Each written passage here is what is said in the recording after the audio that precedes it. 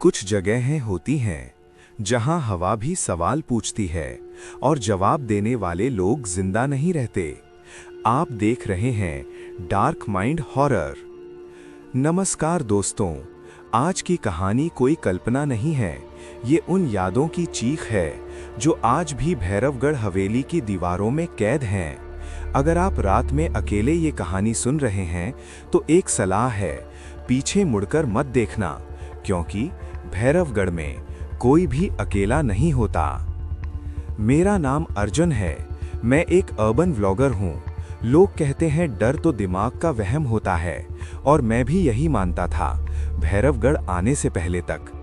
हम कुल 4 लोग थे, मैं, मीरा, रोहन और कविता। हम सबका मकसद अलग था, लेकिन मंजिल एक, भैरवगढ़ हवेली। मीरा इतिहास की रिसर्चर। अजीब बात ये थी कि वो जगहों को महसूस कर लेती थी। कभी कभी वो बिना वजह कांप जाती थी। रोहन प्योर लॉजिकल, उसके लिए भूत प्रेत बस साइकोलॉजी था। वो हंसता था डर पर। कविता लोकल क्राइम रिपोर्टर, उसे सच्चाई चाहिए थी, चाहे वो कितनी भी खौफनाक क्यों ना हो। और मैं बस कंटेंट के पीछे था। भैरवगढ़ से पहले आखिरी गांव बैरवा टोला। शाम ढल रही थी, सूरज आधा ही छुपा था और आधा जैसे हमें घूर रहा हो। हमने गाड़ी रोकी और एक बूढ़े आदमी से पूछा, भैरवगढ़ हवेली किधर है? वो आदमी अचानक चुप हो गया। उसकी आंखें सीधे मीरा पर टिक गईं और फिर उसने कहा, हवेली रास्ता नहीं है बेटा, वो एक सजा है। बूढ़े ने कांपते हाथों से जंगल की ओर इशारा किया। सूरज ढलने से पहले निकल जाओ, रात को हवेली नाम लेती है। रोहन हंस पड़ा। नाम लेती है? गूगल असिस्टेंट है क्या? लेकिन मीरा रो रही थी। अर्जुन, ये जगह हमें बुला रही है। मैंने पहली बार महसूस किया, डर मजाक नहीं लग रहा था। हवेली तक जाने का रास्ता जंगल से होकर जाता था। मोबाइल नेटवर्क 0, जीपीएस घूमने लगा, और तभी झाड़ियों में किसी के चलने की आवाज। कविता बोली, यहां कोई है? कोई जवाब नहीं, लेकिन हमें साफ लगा कोई हमारे साथ चल रहा है। जंगल खत्म होते ही वो दिखी, भैरवगढ़ हवेली। टूटी छत, काली दीवारें और दरवाजे पर उल्टा बना हुआ भैरव का चिन्ह। मीरा अचानक बेहोश हो गई। मीरा को होश आया और उसने सिर्फ एक लाइन बोली, यहाँ बहुत सारी औरतें चिल्ला चुकी हैं। उसकी आंखों से खून जैसे आंसू बह रहे थे। हमने अंदर कदम रखा। दरवाजा अपने आप धड़ाम से बंद हो गया। तेज गूंज। हवेली के अंदर हवा नहीं थी, लेकिन पर्दे हिल रहे थे। दीवारों पर नाखूनों के निशान और एक आवाज, वापस जाओ। हमने तय किया सुबह होते ही निकल जाएंगे, लेकिन रात धीरे धीरे जिंदा हो रही थी। घड़ी ने 12 बजाए और तभी घुंघरुओं की आवाज। कविता बोली, ये किसी औरत के चलने की आवाज है। रोहन ने कहा, एकूस्टिक्स हैं। पर तभी हवेली के बीच वाले कमरे में एक लाल रोशनी जली। हमने कमरे में झांका। एक औरत, सफेद साड़ी, बाल चेहरे पर, पैर जमीन से ऊपर, और उसकी गर्दन पूरी तरह पीछे मुड़ी हुई। उसने धीरे से कहा, अर्जुन। मैं जम गया। मैंने उसे कभी नाम नहीं बताया था। दिल की धड़कन। और तभी मीरा चीख पड़ी, भागो, ये सिर्फ शुरुआत है। पूरा कमरा अंधेरे में डूब गया और हमें लगा हवेली मुस्कुरा रही है। कुछ दीवारें सिर्फ ईंट पत्थर की नहीं होती। कुछ दीवारें यादें सोख लेती हैं, चीखें पी जाती हैं और रात होते ही उन्हें वापस उगल देती हैं। मीरा की चीख के साथ पूरा कमरा अंधेरे में डूब गया। तेज हवा का झोंका। मैंने मोबाइल की टॉर्च जलाई, लेकिन रोशनी दीवारों पर जाकर मर जा रही थी, जैसे अंधेरा रोशनी को निगल रहा हो। जिस जगह वो औरत खड़ी थी, वहां अब कुछ नहीं था। ना साड़ी, ना परछाई, ना हवा की हलचल। रोहन बोला, हैल्यूसिनेशन था, कलेक्टिव हिस्टीरिया। पर उसकी आवाज खुद कांप रही थी। मीरा जमीन पर बैठी थी, उसकी उंगलियां फर्श खरोंच रही थीं। वो यहीं रहती है, उसने बुदबुदाया। कविता ने पूछा, कौन? मीरा ने धीरे से हवेली की दीवार पर हाथ रखा और बोली, रानी भैरवी। दीवार के अंदर से धीमी कराह। हमने सोचा किसी सुरक्षित कमरे में चलें, लेकिन जो सीढ़ियां हमने चढ़ी थीं, वो अब नीचे जा रही थीं। दरवाजे जो पहले दाएं थे, अब बाएं खुल रहे थे। हवेली खुद को बदल रही थी। अचानक कविता को याद आया, गांव में एक आदमी है, पंडित कालीचरण। लोग कहते हैं वही आखिरी इंसान है जिसने रानी भैरवी को जिंदा देखा था। मीरा ने सिर उठाया। उसकी आंखें अब उसकी नहीं लग रही थीं। वो यहां आ चुका है। दूर कहीं घंटी, टन टन टन। हवेली में कहीं कोई मंदिर नहीं था। फिर घंटी कहां से? घंटी की आवाज हमें एक छोटे कमरे तक ले गई। दरवाजा आधा खुला था। अंदर भैरव की मूर्ति, लेकिन उसकी आंखों से खून टपक रहा था और मूर्ति के सामने दियों की जगह हड्डियां जल रही थीं। कमरे की दीवारों पर खून से लिखा था, जो भैरवी को देखेगा वो भैरव का होगा। कविता फोटो लेने लगी। जैसे ही कैमरा क्लिक हुआ, औरत की जोरदार हंसी, पूरा कमरा हिल गया। हम मुड़े, रोहन गायब था। अभी तो वो हमारे पीछे खड़ा था। रोहन, मैं चिल्लाया। कोई जवाब नहीं, लेकिन ऊपर की मंजिल से किसी के घसीटने की आवाज आ रही थी। मीरा अचानक खड़ी हो गई। उसकी आवाज अब भारी थी। उसे मत ढूंढो, वो चुन लिया गया है। मैंने मीरा का हाथ पकड़ा। वो बर्फ की तरह ठंडी थी और उसकी कलाई पर काले निशान उभर रहे थे। फर्श पर नंगे पैरों के खून से सने निशान बन रहे थे, लेकिन पैर दिख नहीं रहे थे। निशान हमारी ओर आ रहे थे। पूरी हवेली में एक साथ आवाज गूंजी, 300 साल, 300 बलि, अब पूरा करो वादा। कविता रो पड़ी। कौन सा वादा? दीवार से खून टपका और शब्द बने, राजा का वादा। फर्श अपने आप खुलने लगा। नीचे अंधेरा और सड़ी लाशों की बदबू। मीरा ने नीचे देखा और मुस्कुरा दी। यहीं से कहानी शुरू हुई थी। जैसे ही हमने पीछे मुड़कर देखा, सीढ़ियां गायब थीं और नीचे से किसी औरत की धीमी फुसफुसाहट, अब कोई वापस नहीं जाएगा। कुछ श्राप गुस्से से नहीं दिए जाते। कुछ श्राप प्रेम, धोखे और बलि से पैदा होते हैं। सीढ़ियां गायब थीं। हम तीनों, मैं, मीरा और कविता, तहखाने के मुंह पर खड़े थे। ऊपर अंधेरा, नीचे और भी गहरा अंधेरा। कविता फुसफुसाई, अर्जुन, ये जगह जिंदा लग रही है। कोई रास्ता नहीं था। हवेली ने हमें चुन लिया था। जैसे ही हमने पहला कदम रखा, धड़ाम, फर्श अपने आप बंद हो गया। अब ऊपर कुछ भी नहीं था। टॉर्च की रोशनी में दीवारें दिखीं। दीवारें नहीं, कब्रें थीं।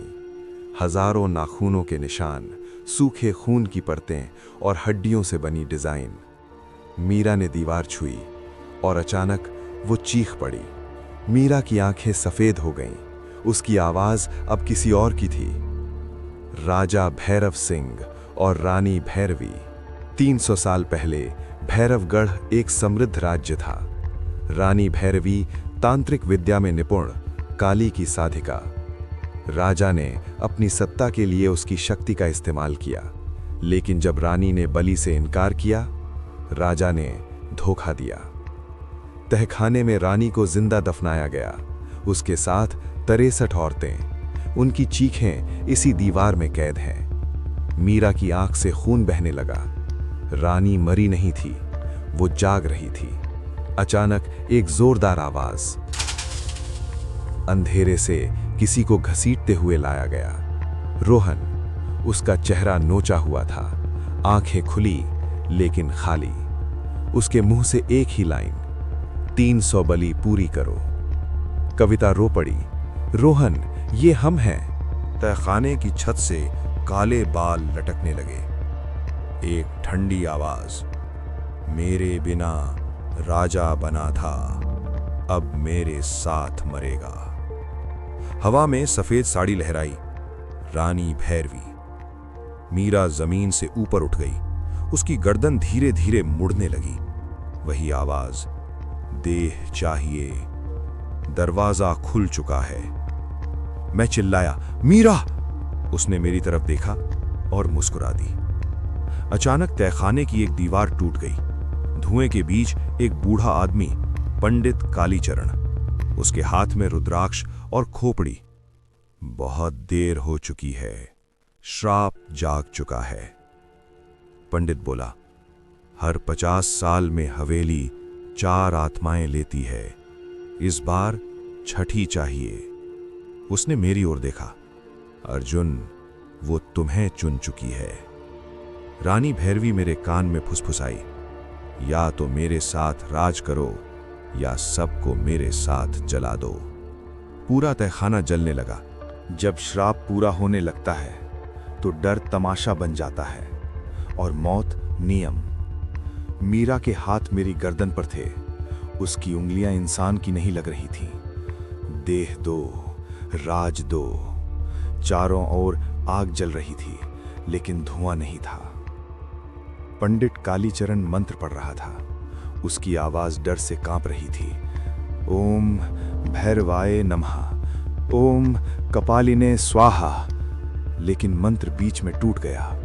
रानी भैरवी हंस पड़ी। अब देवता भी मेरी इजाजत से आते हैं। मीरा के पैर जमीन से ऊपर थे। उसकी परछाई उससे अलग चल रही थी। कविता चिल्लाई, अर्जुन, इसे मारना पड़ेगा। मेरे हाथ कांप गए। रानी भैरवी की आवाज, एक जिंदगी 4 की मुक्ति, चुनो। मेरी नजर रोहन पर गई। वो अब भी जिंदा था, लेकिन इंसान नहीं। कविता मेरे सामने आ गई। अगर किसी को मरना है तो मैं। उसके शब्द अभी पूरे भी नहीं हुए थे। एक तेज झटका, उसका शरीर हवा में उठा और दीवार से जोर से टकराया। उसकी गर्दन एक अजीब कोण में मुड़ गई। एक आवाज, क्रैक। सब कुछ खामोश। कविता जमीन पर गिरी, आंखें खुली थीं, मुंह आधा खुला। रानी भैरवी धीरे से बोली, पहली पूरी। दीवार पर खून से लिखा, 299 बाकी। मैं चिल्लाया, तुमने झूठ बोला था। पंडित घुटनों पर गिर गया। मैंने भी एक बार बलि दी थी, अपनी बेटी की। मीरा हंसी। तो तू भी मेरा ही है। भैरवी ने पंडित की तरफ देखा। उसका शरीर अंदर से मुड़ने लगा। हड्डियां बाहर निकल आईं। एक पल में वो राख बन गया। हवेली हिलने लगी, छत से लाशें गिरने लगीं, दीवारें सिकुड़ रही थीं। रानी भैरवी मेरे सामने आई। अब उसका चेहरा साफ दिख रहा था। कटी हुई जीभ, सूनी आंखें और मुस्कान। सूरज उगने से पहले मुझे देह चाहिए। उसकी उंगली मेरे सीने पर, या तू। मीरा अब पूरी तरह गायब थी, बस भैरवी थी। मेरे सामने 2 रास्ते थे, खुद को सौंप दूं या भैरवगढ़ को हमेशा के लिए जगा दूं। और बाहर हल्की रोशनी उगने लगी थी। कुछ कहानियां सुनाने के लिए नहीं होती, कुछ कहानियां किसी को जिंदा छोड़ने के लिए लिखी ही नहीं जाती। तहखाने की दरारों से हल्की सी रोशनी अंदर घुसने लगी थी। रानी भैरवी मेरे सामने खड़ी थी। अब वो छुप नहीं रही थी। उसका चेहरा अध जला, हड्डियों से झांकता मांस और आंखों में 300 साल की भूख। समय खत्म, अब देह दो। मेरे सामने मीरा का शरीर था, खड़ा पर खाली। रोहन एक कोने में बैठा हंस रहा था, जैसे उसे कुछ याद ही ना हो। और मैं आखिरी जिंदा इंसान था। अगर मैं खुद को दे देता, हवेली सो जाती। अगर नहीं, भैरवगढ़ जाग जाता। मुझे अचानक पंडित की बात याद आई। हवेली को देह नहीं चाहिए, उसे कहानी चाहिए। मैं समझ गया, भैरवी को शरीर नहीं, याद चाहिए थी। कोई जो उसकी कहानी जिंदा रखे। मैंने चाकू उठाया। भैरवी मुस्कुराई। आ गया समझ में। मैंने चाकू अपने सीने पर नहीं, फर्श पर घोंप दिया और खून से लिखने लगा, रानी भैरवी। पूरा नाम, पूरा सच। जैसे ही नाम पूरा लिखा, जैसे पूरा भवन चीखा। दीवारें फटने लगीं, हड्डियां राख बनने लगीं। रानी भैरवी पीछे हट गई। नहीं, मेरा नाम जिंदा नहीं रहना चाहिए था। मीरा का शरीर जमीन पर गिर पड़ा। रोहन की हंसी रुक गई। हवेली धीरे धीरे सिकुड़ने लगी, लेकिन भैरवी अब भी खड़ी थी, कमजोर पर खत्म नहीं।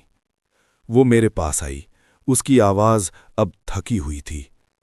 तू जाएगा, लेकिन पूरा नहीं। उसने मेरी आंखों में उंगली रखी और सब कुछ काला हो गया।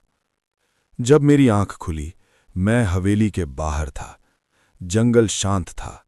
हवेली पीछे मुड़कर देखा, कुछ भी नहीं था, सिर्फ टूटी जमीन और राख। मीरा जिंदा थी, रोहन भी, लेकिन वे दोनों मुझे पहचान नहीं रहे थे, जैसे मैं कभी था ही नहीं। गांव के एक टूटे आईने में मैंने खुद को देखा। मेरी आंखें भैरवी जैसी थीं। एक पल के लिए मुस्कान आई। अब मैं कहानियां सुनाता हूं, डरावनी, सच्ची, और जब कोई भैरवगढ़ का नाम लेता है, मेरे कान में एक आवाज आती है, कहानी चलती रहनी चाहिए। अगर आप ये कहानी पूरी सुन चुके हैं, तो आप भी अब इसका हिस्सा हैं, क्योंकि भैरवगढ़ हवेली नहीं थी, वो एक कहानी थी जो कभी मरती नहीं।